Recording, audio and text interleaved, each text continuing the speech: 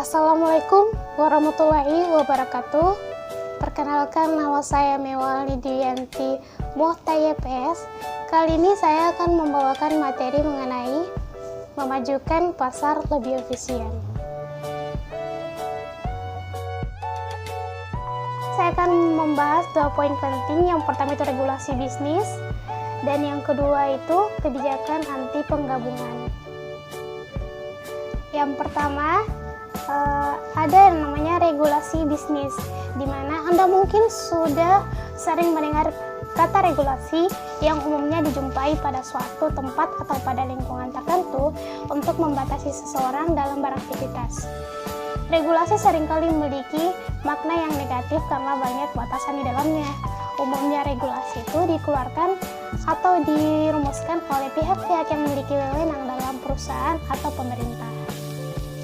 Regulasi bisnis ini adalah aturan-aturan yang dikeluarkan untuk mengendalikan perilaku dalam berbisnis, baik aturan dalam bentuk batasan hukum oleh pemerintah pusat atau daerah, peraturan asosiasi perdagangan, regulasi industri, dan aturan lainnya.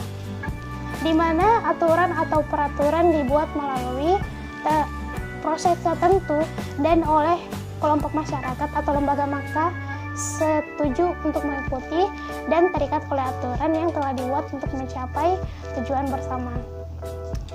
Nah, ada juga nih tujuan regulasi. Yang pertama itu ada mencegah monopoli. Mencegah monopoli untuk menjaga kesejahteraan masyarakat umum dan meningkatkan efisiensi ekonomi nasional hingga memajukan pasar lebih efisien. Yang kedua, bisnis di wilayah komersial, di mana untuk mencegah penipuan dan permainan pasar dalam kegiatan perdagangan bisnis di suatu wilayah komersial. Nah, yang ketiga, memelihara keseimbangan karena tujuan regulasi bersifat harmonisasi untuk kepentingan para pihak dalam dunia bisnis. Selanjutnya itu jenis regulasi. Regulasi ekonomi yang pertama ini, regulasi didefinisikan sebagai jenis regulasi pemerintah yang menetapkan harga atau kondisi saat masuknya perusahaan ke suatu industri agar efisiensi dari monopoli, contohnya baik dalam monopoli listrik, telepon, dan air. Ada juga yang kedua, regulasi sosial, dimaksudkan untuk membatasi perilaku yang secara langsung mengancam kesehatan publik, keselamatan, kesejahteraan masyarakat, kontrol lingkungan, restriksi labeling, dan advertisement yang ditetapkan oleh pemerintah untuk mencegah terjadinya kekacauan atau anomia di masyarakat.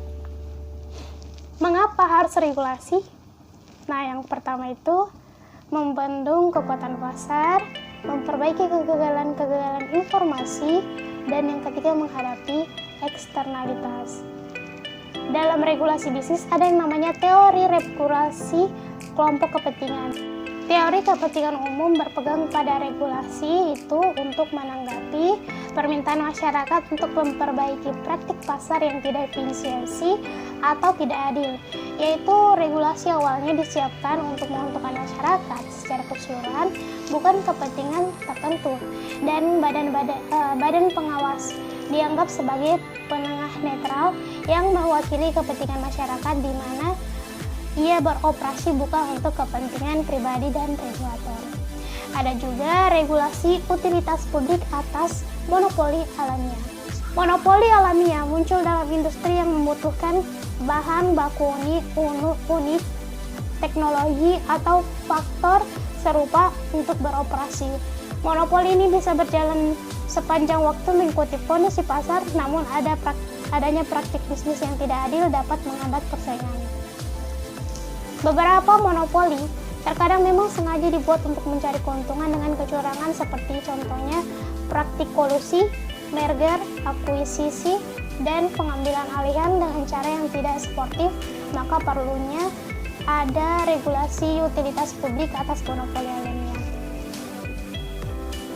Nah, yang selanjutnya biaya regulasi. Biaya regulasi berlaku dalam banyak cara, banyak diantaranya yang tidak bisa diukur untuk mengetahui seberapa besar kerugian yang berdampak dari regulasi pemerintah. Salah satu aspeknya berapa biaya yang dihabiskan individu atau perusahaan untuk mematuhi regulasi pemerintah dalam bentuk sertifikasi, uji kompetensi, dan lain-lain. Jauh lebih sulit untuk diukur adalah apa yang tidak terjadi sebagai akibat dari aturan yang sewenang-wenang dan berbiaya mahal, mulai dari komoditas yang tidak jadi dijual, lapangan kerja tidak jadi tercipta, inovasi yang tidak tercipta, perusahaan yang tidak jadi dimulai, dan masih banyak lagi. Nah, poin kedua ini, kebijakan anti penggabungan merupakan kebijakan dalam anti monopoli suatu pasar di mana penggabungan dua atau lebih pelaku usaha menjadi satu pelaku usaha. Suatu kegiatan merger dapat menjadi suatu pengambil alihan apabila penggabungan tersebut tidak diinginkan oleh pelaku usaha yang digabung. Dua atau beberapa pelaku usaha sejenis yang bergabung akan menciptakan integrasi horizontal. Sedangkan apabila dua pelaku usaha yang menjadi pemasok pelaku usaha lain, maka akan membentuk integrasi vertikal. Tinjauan ulang persaingan yang tidak sempurna, di mana persaingan yang tidak sempurna itu dianggap tidak efisiensi. Yang kedua, kemajuan teknologi dari perubahan perkembangan teknologi di era digital seperti sekarang ini bertumbuh semakin cepat dari hari ke hari, bulan ke bulan, hingga ke tahun ke depannya. Secara tidak langsung, penggunaan teknologi ini meningkat tajam. Seperti kita lihat, sudah banyak industri yang menggunakan mesin dalam proses produksi dibandingkan tenaga manusia. Nah, yang ketiga itu, harga tinggi dan kualitas buruk dari hasil monopoli. Dan keempat, anti penggabungan pencegahan monopoli, seperti yang tadi saya bahas. Dan yang terakhir adalah kebijakan anti monopoli pemerintah Indonesia, di mana pemerintah Indonesia membuat peraturan pada Undang-Undang Nomor 5 Tahun 1999 tentang larangan praktik monopoli dan persaingan pasar tidak sehat. Dan ada juga PP Nomor 57 Tahun 2010 tentang penggabungan dan peleburan badan usaha. Dan yang terakhir Kepres Nomor 76 Tahun 1999. Sekian dari materi saya, kurang lebihnya mohon dimaafkan. Semoga bermanfaat. Assalamualaikum warahmatullahi wabarakatuh.